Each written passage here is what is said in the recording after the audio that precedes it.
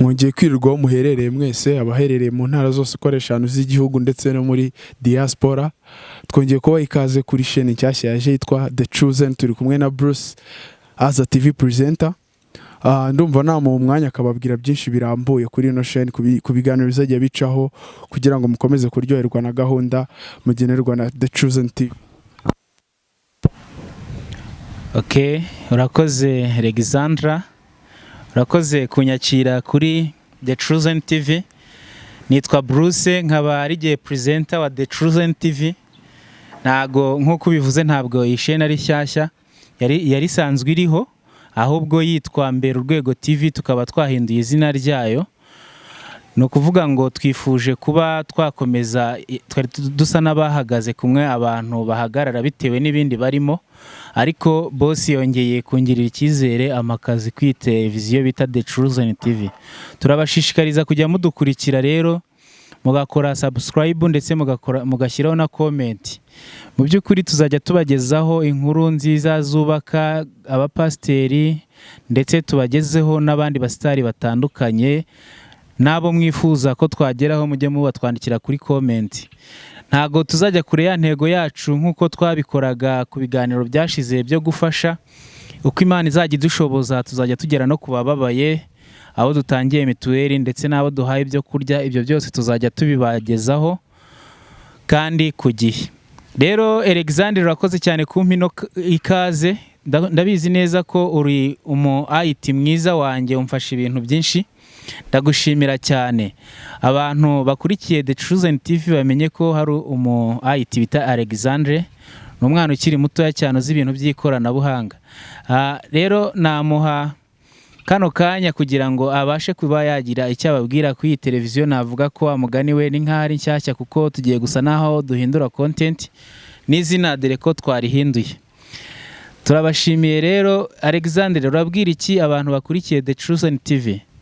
Waza hano ariko ubundi muri kamera bakanakureba, atazagira ugucakana kwima lift.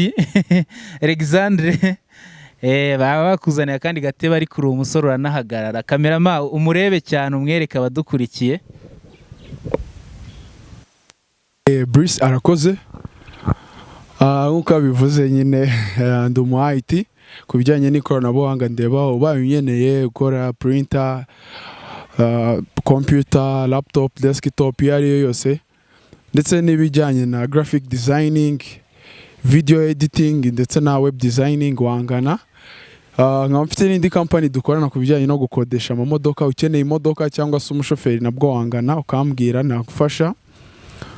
Ku bindi bisobanuro ukeneye kumbaza, mfite imbuga nkoranyambaga nkoresha. Cyoza ubunaba mbahaye nimero yanjye ya WhatsApp cyangwa se call.